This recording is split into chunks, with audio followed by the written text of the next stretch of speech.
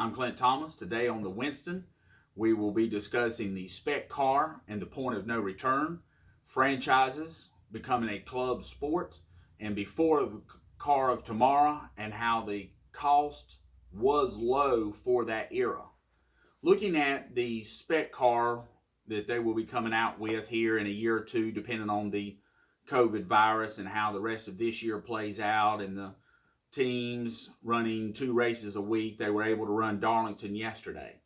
The spec car, as I would call it, is based on like an Australian supercar, or in Brazil they call it stock car.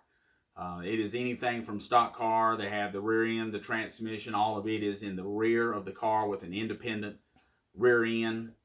The engine, they will be working more towards having just 1 or 2 engine builders.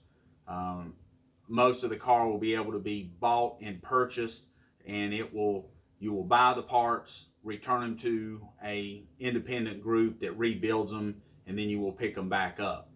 This is what is coming, and as we discussed 2 weeks ago, the issue with it is the point of no return. Once they get to this, where else do you go in the future? Where do you go 10 years down the road? You still be running the same style of car. It'll still be, the manufacturers will still be wanting to involve. It is nothing like a stock car.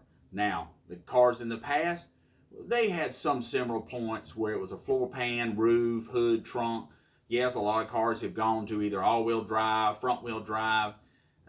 There is a point of resemblance versus the cool factor.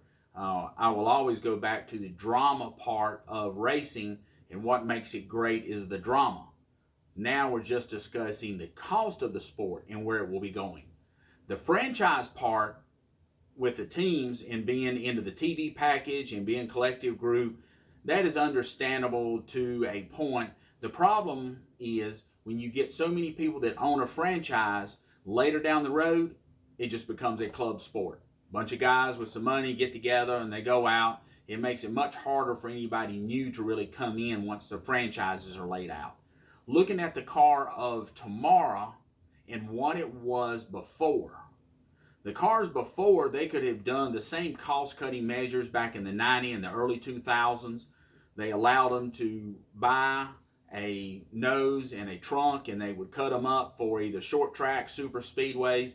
They could have all these where you couldn't have cut them. They allowed them to do a lot of work. They allowed them to do so much work. The noses ended up to the right. The bumper covers ended up to the right, and we'll be looking at that on future episodes, along with the shocks and the springs and other suspension components, is how the cars were designed back in the day.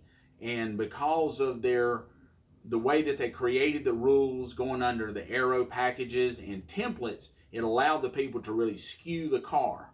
That was a thing that really run up the cost, along with the engine manufacturers wanting to do different styles of engines and keep up.